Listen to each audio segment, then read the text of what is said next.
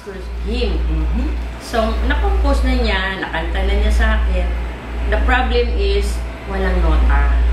Okay. Since you're a best teacher in music, Manuel Rojas, so baka pwede namang gawa mo kami ng note doon sa kanya. Tingnan mo na. Alam mo naman, basta ikaw gagawin ko lahat.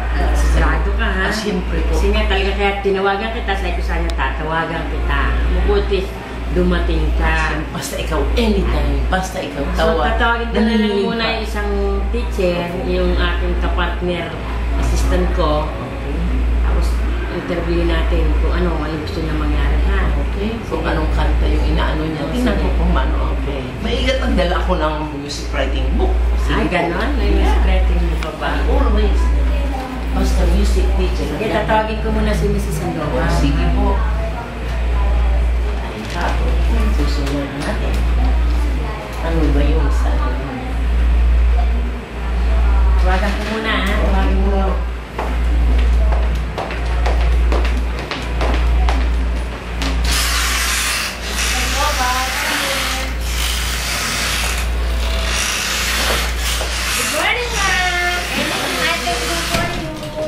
My former music teacher in Rojas High School. Good morning, ma'am. Welcome po sa Maligaya. Basta lang kung saan si ma'am. Pupunta po. Ever supportive. Yes. So, Ayan. para kung nararamdaman ko ang inyong ugnayan ay malalim. Wala. Malalim na malalim.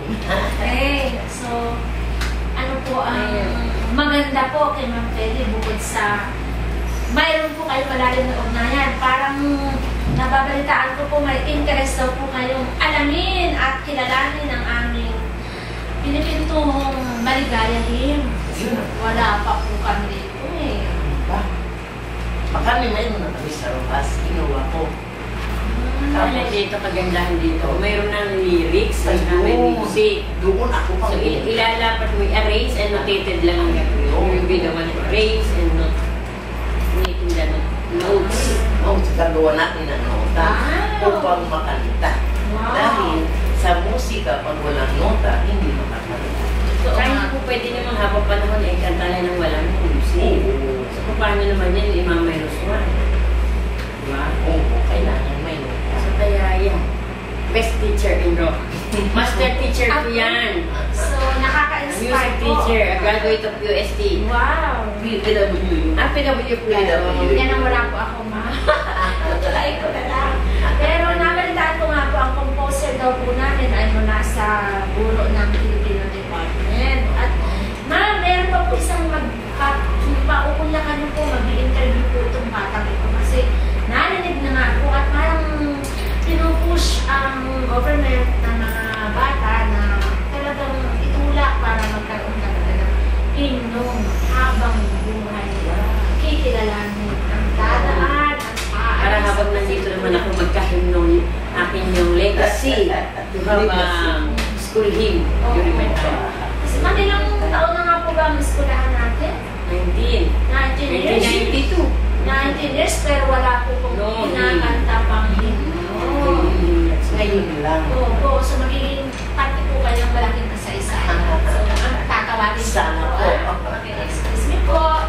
Tawagin po natin ang ating liderato ng Maligaya Government.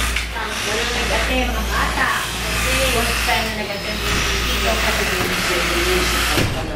Isa po, ma'am. oh, this is Jeneline of SSG President. My name is Jeneline Ignacio from kasalukuyan pong presidente ng Supreme Student Government. Wow, very good. Ayun. Ano mga presidente? Ano? Hindi ka Gano'n ka ba? Diligent. Kasi hindi siya ganitong diligent. Very diligent. Magaling. Maaari po ba namin kayo, maaari po ba kayong interviewin kahit making oras lamang po about sa pag-compose po ng isang kanta. Yun po. Nakagalak po bilang isang presidente o bilang isang normal na estudyante sa Maligaya High School ang magkaroon ng isang himno or isang himig na mapagmamalaki mo sa loob at labas ng paaralan. May mga ilang katanungan lang po ako na maaari yung ubang masagot. Unang po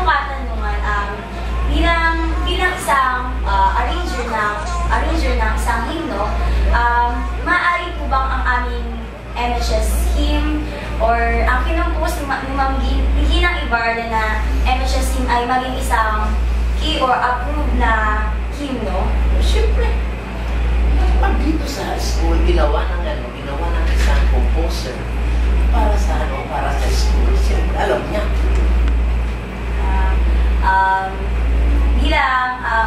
Bilang isang arranger po, maaari niyo po bang makita or nalalaman niyo na po ba, nakita niyo na po ba yung aming hymno? Hindi pa. Hindi pa. Tinawagan na ako ni Ma'am. Kung may ipapagawa. Ipapagawa niya. So, sakasakali naman kung makita namin or matawag ko si Ma'am Evarle para po mapakita sa inyo ang aming hymno, maaari niyo po bang Magagawa niya ng nota. Kasi ang Conservatory of Music yan. Hindi yan yung simpleng music teacher. Graduated in PWU Conservatory of Music. kung may lyrics na, Conservatory of Music. tapos nagawa na ng tono niya, Hindi ordinary. ano mo sa akin, ihahamla, magagawa ko na. Yan ang arranger, yan ang notated. May kanta na siya ng isang composer, pero hindi pa nagawa ng nota. Yung kanta niya, maaari makalimutan kung walang nota. Kaya, kailangan ng kanta ilalagay sa nota upang kung sino man ang sumunod, kung sino man ang marunong magbasa ng nota, makakanta. So, maaari po ito maging isang legacy or isang yes! Ay, mga That's my legacy in Maligaya. Legacy na limang yan. Kasi, At your legacy also. Maraming salamat po. Pwede po bang pag-aralan po ng Ibarra, mapakita po namin sa inyong aming Maligaya, mag-aralan po namin. yes. Basta i-ano nyo sa akin, i-ham, nandyan na, magagawa ko na. Ham lang. Kaya mo ba? May I butt in? Yes. Sa pananaw po na isang magaling na arranger at nagtapos sa Conservatory of Music, ano po ang maiiwan ninyong mga gabay upang ang aming attempted hymno ay mapasaalang-alang na hymno nga, yung mga katangian po ng mga sinilikha na hindi pa masyadong kilalang composer. Ano ang dapat pong isaalang-alang at ilamanin ng isang hymno ng paalam? Ang melodiya at saka ang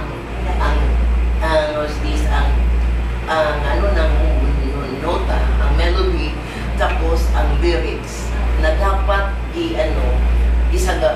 gawin yan sa pangalan ng school. Kasi ang hymn ng eskwelahan, kapakanan ng eskwelahan, ano ang nagagawa ng eskwelahan, ano ang magagawa ng eskwelahan. So, nandoon yun sa lyrics. Nandoon sa lyrics yan. So parang sinasabi po ng ating magaling na panauhin ngayon at arranger ay ang nilalaman po ay base sa aming mission and vision statement. Yes, yes. Yan ang sa isang So malalim po pala, no? Hindi basta-basta. Hindi basta-basta. Pag sinabing hymno ng eskwelahan, ipaano mo yan kasi makakanta yan the whole time. From the start of the school up to the end. Ang melody niya or ang kanyang music yung madaling makakanta. Madaling matutunan. Hindi yung nakikikontest ka pa, iko-contest mo pa yung hymno. Magaling ang melody. Ang melodiya ng kanta, madali matutukan, maano ang tono na it will remain in the minds of the hearer na magaling ang kanta. At magaling ang composer. Magaling ang composer. Pag-uwi niya, maano pa rin ang tono niya. Parang it will go with you when you go home. Ang tono na. Sakasakali man po makita or mabasa niyo na po yung nota o hymno ng Maligaya High School, mapapatunayan po namin na tunay na smart at matalino po ang aming So, composer. syempre. Smart user kasi yun eh. Right, Ma'am Sandoval. Me, I'm smart. That's why I'm smart. Because I am smart. Kasi, Sure. And soon myself. Smart user. Okay, smart user. So, generally, meron bang move or isang motion ng MSG para suportahan naman ang ating natin pong paggawa ng isang himno through Mate Valley at Ma'am Feli de la Cruz. Maraming hakbangin na napaplano po yung Supreme Student Government para sa mga ganyang gawain o proyekto na may iwan sa paaralan natin or legacy sa Maligaya High School. Kaya nga, ganun po, matulad din ng pagpapakontest or laging pagsasali sa mga estudyante yung flag ceremony para ma-remind at laging matatak sa isipan ang nota, melody at lyrics.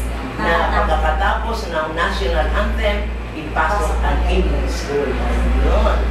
So, magandang So yun ang project nila, contest. Good. So that all the students can memorize the hymn Yes. and song. Sang, yes. Pagdating ng 4th year, wala nang hirap ang teacher. At kaya nga, this will be sung during our graduation next 2012. Wow, galing. Okay? Yan. Ganda. So, abangan natin ang susunod So na na may lyrics ka ba?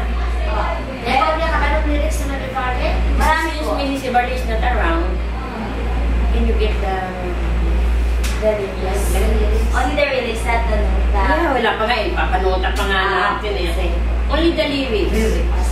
May kopya ka? Opo. Kasi hindi pa kami nabigyan eh. Baka pwede ipakita na habang wala pa